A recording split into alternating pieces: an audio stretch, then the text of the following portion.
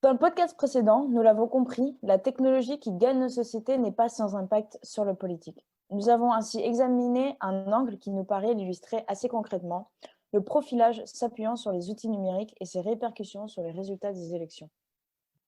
L'élection présidentielle états-unienne de 2016 a mis en lumière l'importance d'Internet et des réseaux sociaux dans le succès d'une campagne. Les liens entre Internet et les stratégies des candidats, les enjeux de l'émergence de ce nouveau média dans les discours politiques ont donné lieu à un intérêt nouveau pour le marketing politique. La publicité politique en ligne a représenté un poste budgétaire extrêmement important. Par exemple, les montants consacrés à l'e-pub par Barack Obama s'élèveraient à plus de 5 millions de dollars. Et oui, les réseaux sociaux représentent désormais des espaces centraux de collecte massive des données personnelles de leurs utilisateurs. Aujourd'hui, ces données représentent un enjeu majeur. Elles font désormais l'objet d'une analyse fine, dont l'objectif est de parvenir à prédire ou influencer. La sphère politique se trouvant particulièrement attentive à ces avancées. Ce qui est moins sûr, c'est la conscience des individus, des enjeux autour de l'utilisation de leurs données personnelles, à des fins de manipulation, voire d'influence. Ce phénomène est parfois qualifié de datapulation. En contrôlant les informations que nous recevons en ligne et en les conformant à nos comportements, un service comme Facebook peut être utilisé pour influencer nos comportements de clients, nos opinions, nos émotions, voire nos choix politiques. Et donc, à mesure que les réseaux sociaux constituent une source massive de collecte de données et que les algorithmes utilisés au sein d'entreprises de profilage sont de plus en plus sophistiqués et mis au service d'acteurs politiques, on s'est donc posé la question de comment l'utilisation du numérique et des entreprises de profilage a-t-elle changé les pratiques démocratiques et la façon de faire de la politique. D'abord, au long de ce podcast, on va essayer d'explorer les objectifs et les fonctions des entreprises de profilage, notamment en matière de prédiction des résultats électoraux, ainsi que les méthodes employées par ces entreprises. Et pour ça, on va se baser sur le scandale de Cambridge Analytica, qui est à l'heure actuelle l'exemple le plus concret et le plus probant des dérives de l'utilisation du numérique à des fins politiques au sein du jeu politique lors des élections. Donc Cambridge Analytica, c'est une entreprise britannique spécialisée dans le traitement de données à grande échelle qui a été accusée de détournement et d'exploitation de données personnelles. Cambridge Analytica a contribué à l'élection en 2016 du 45e président des États-Unis, Donald Trump, vous le savez.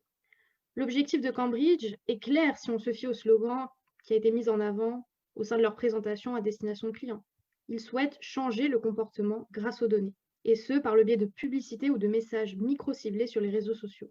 Dans la poursuite de ce but, elle aurait extorqué les données de dizaines de millions d'utilisateurs de Facebook, donnant ainsi son nom à un vaste scandale qui a permis de démasquer l'existence de trafiquants d'informations personnelles gravitant autour de la multinationale du numérique. Et afin d'arriver à ce but, Cambridge Analytica mettait entre autres à disposition de ses clients un catalogue d'outils d'influence parmi lesquels on retrouve Siphon, mesurant l'efficience des publicités ciblées. On retrouve aussi Data Models, un catalogue qui dresse le portrait des types d'électeurs ou des consommateurs. Et enfin, on trouve un dernier dispositif qui est celui du Custom Data Manipulation, un système de visualisation des centres d'intérêt d'un public donné. Donc d'abord, qu'est-ce que le profilage ? Pour définir le profilage, on s'est appuyé sur l'article 4 du RGPD, le Règlement général sur la protection des données de l'Union européenne, qui le définit comme toute forme de traitement automatisé de données à caractère personnel constituant à utiliser ces données à caractère personnel pour évaluer certains aspects personnels relatifs à une personne physique, notamment pour analyser ou prédire des éléments concernant les préférences personnelles, les intérêts, le comportement de cette personne physique. Donc, cette capacité de prédiction, qui est donc loin d'être un mythe, a pu être mise en pratique dans le domaine politique et se relève donc être un atout majeur pour attirer un électorat et l'influencer. Nos données personnelles sont collectées, analysées par diverses entreprises ou entités à des fins de personnalisation, catégorisation ou de surveillance. Les données sont donc collectées sur Internet, typiquement lorsque nous visitons des sites ou des réseaux sociaux, mais aussi en dehors du net, grâce à nos téléphones portables. Cette méthode est qualifiée de profilage physique. En effet, les applications que nous utilisons sur nos smartphones collectent de nombreuses données comportementales, notamment notre géolocalisation. Elle sert à identifier nos centres d'intérêt. L'ampleur de cette pratique a considérablement évolué avec le numérique et l'ère du big data. Plus les données sont nombreuses, et elles sont aujourd'hui même impossibles à quantifier, plus il est possible de dresser un profil précis de chaque individu.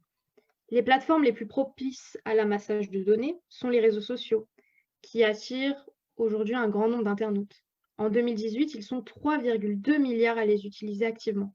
Et parmi eux, 2,2 milliards d'individus sont sur Facebook. Penchons-nous sur le cas des élections aux États-Unis. Comment finalement Cambridge Analytica a-t-elle donc procédé pour récolter et analyser toutes ces données? Tout part d'un questionnaire psychologique auquel 270 000 personnes ont répondu. En effet, il s'est avéré que pour chaque personne qui avait répondu au questionnaire d'Alexander Gogan, son application aurait eu accès en moyenne aux données de 321 autres individus. Le psychologue affirme avoir été rémunéré en 2015 par Facebook au titre d'un poste comme consultant auprès de la compagnie. Mais finalement, ce sont les données de 87 millions d'utilisateurs qui auraient été récoltées, et cela sans le consentement des utilisateurs. On voit donc que ce questionnaire psychologique s'est étendu à plus grande échelle. Officiellement, les données qui avaient été récoltées en 2014 avaient été récoltées pour une recherche universitaire. Dans les faits, ce n'était pas le cas, comme on a pu le voir. Et donc, celui qui a créé ce questionnaire, c'est Alexander Kogan, qui est donc un chercheur en psychologie et en psychométrie anglo-russe qui travaillait au sein du laboratoire de l'Université de Cambridge et qui était à la tête de la société Global Science Research, qui a développé l'application This is Your Digital Life et le DIG questionnaire. Donc, la psychométrie, c'est un domaine de recherche qui fusionne psychologie sociale et méthodes statistiques. Et donc, c'est à elle qu'on doit le développement de ces outils de profilage. Et pour la psychométrie, il s'agit en fait de parvenir à classer selon les catégories qui peuvent aller du genre à la religion en passant par les habitudes de consommation des individus, alcool, drogue par exemple, et afin de dresser des individus typiques, des profils qui peuvent s'avérer précieux ensuite pour les entreprises, notamment lors de leur stratégie de marketing. À ce titre, le micro-ciblage permet d'arriver à une précision nouvelle, d'autant plus fine qu'elle est rendue possible par des plateformes telles que Facebook. Quand on y pense, à chaque fois qu'un usager de ce réseau social télécharge une application reliée à Facebook, il donne à la compagnie des informations qui serviront par la suite à afficher sur son feed des publicités ciblées, une stratégie marketing qui porte ses fruits. Et oui, l'accès à de telles quantités de données, combinées avec les outils dont Cambridge Analytica dispose, voilà comment il lui a été possible de proposer un contenu paramétré très précisément à une partie de l'électorat, évalué encore indécise à ce moment-là. Cela a été la clé pour remporter une victoire électorale. Il est vrai qu'on pourrait penser que c'est un phénomène peu courant, le cas des élections états-uniennes ou encore le vote du Brexit faisant office d'exception. Cependant, on voit maintenant de nombreux autres pays qui ont vu leurs élections être influencées avant et par cette même firme. En 2013, par exemple, Cambridge Analytica a travaillé au Kenya sur l'élection présidentielle. La société serait aussi intervenue dans l'élection présidentielle en Argentine, en menant une campagne contre Cristina Kirchner, mais aussi au Brésil, en Iran, en Malaisie. En tout cas, elle aurait œuvré sur un total estimé à une 60aine de pays dans le monde. Et bien sûr, nous avons pris pour illustration Cambridge Analytica, qui depuis a fait faillite, certes, mais elle est loin d'être la seule entreprise à pratiquer le profilage. On pourrait citer entre autres la société Emerdata, qui a été créée en août 2017. Elle est située dans le même immeuble, avec pour partie les mêmes directeurs, la même maison mère britannique, SCL Group, et surtout le même objectif, celui d'analyser des données et toutes les activités autour du profilage.